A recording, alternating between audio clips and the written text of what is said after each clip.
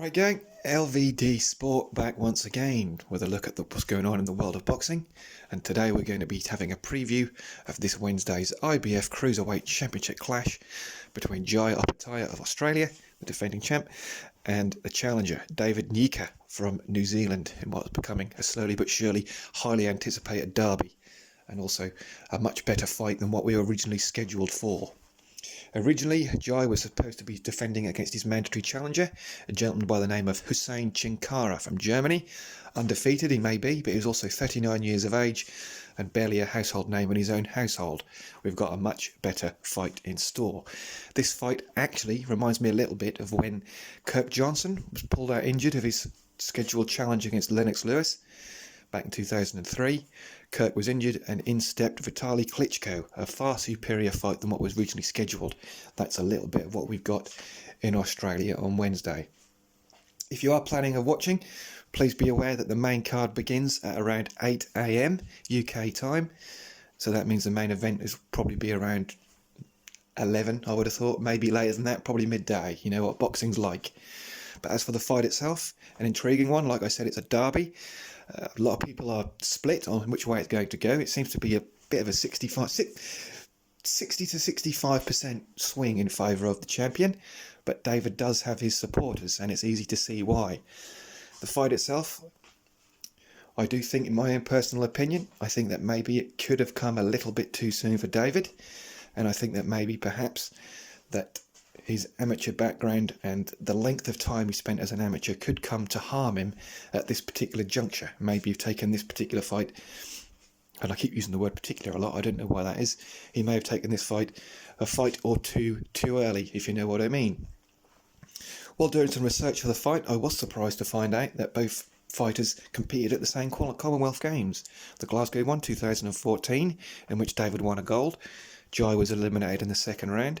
David also repeated that feat at the Commonwealths 4 years later, and then culminated his amateur career with a bronze medal at the 2020 postponed to 21 Olympics in Tokyo, where he lost out to Muslim Gadzi Magomedov, who would go on to win the silver in that Olympics, and is currently, I believe, the WBA Bridgerweight champion, the division that not all four governing bodies recognise currently. But that was how he finished off his amateur career. I was also surprised to see that to obtain that bronze medal, David only had to win two fights. Bit of a bind for some of the great Olympians of the past who have missed out on getting a medal, and some of them had back in the day, had to be 2 or 3 before you got into the middle rounds. But that's an advantage nowadays of fighting in the heavyweight, what would be a cruiserweight division in the pros. Amateur log, you only get around 16 fighters in those championships. Anyway, I've rattled on about amateurs long enough. Let's go on about the fight itself. As I said, it's going to be Australia versus New Zealand. Jai's a big favourite. Watching the fighters, or especially doing some research on David as a pro, I've watched him a few times as an amateur. As a pro, it seems to me that he does hold his feet a little bit too much, and against somebody like Jai, that could be extremely dangerous indeed. Jai is very much a flavour, not a flavour of the month, I think that's a bit strong, but very much a fighter which everybody's got behind, and is one of everybody's, like, what should we say, undercover favourite fighter. Oh yeah, I like Jai Opetaia, he's great. But we're going to perhaps get a chance to test that, I wouldn't say greatness, but test that appeal, test that, what's the word I'm looking for, authenticity in this fight. He's very much, you can see if you saw the face-off, which went on to YouTube a day or two ago, you can very much see, of the two fighters, you can see that, in my opinion, Jai is extremely serious and is very serious about his work. David, a little bit more freer, I would have thought. I don't think that boxing dominates his world, his life, as much as it would do Jai Opetaia.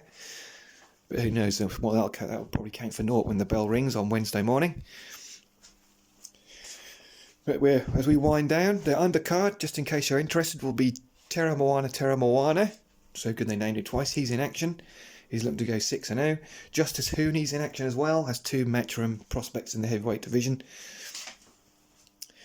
who are pretty much assured to get great wins. Anyone else noticed how piss weak Matchroom undercards have been just lately, when Saudi money's not involved? But the main event itself, as I said, I think David, he holds his feet a little bit too much for my liking, and against somebody like Jai, if you give him the chance, he will do damage. I think that's what's going to happen here.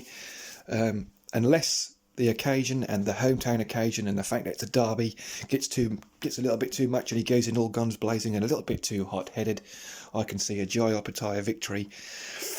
I'm going to say between rounds 7 and 9, unless of course David, because he only had 10 fights as a pro, unless of course, as I said, his amateur style is a little bit too blended in, grounded into him. It could end a couple of rounds too soon.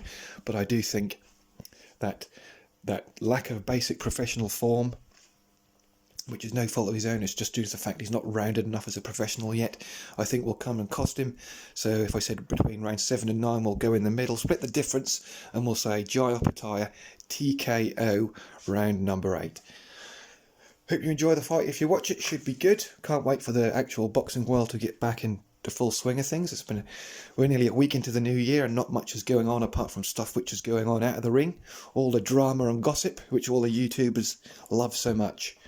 Frank Warren taking illegal proceedings against Chris Eubank Jr. and all the stuff which isn't that important. But what is important is that we have an interesting fight on Wednesday and that the best man wins and there's no controversy whatsoever.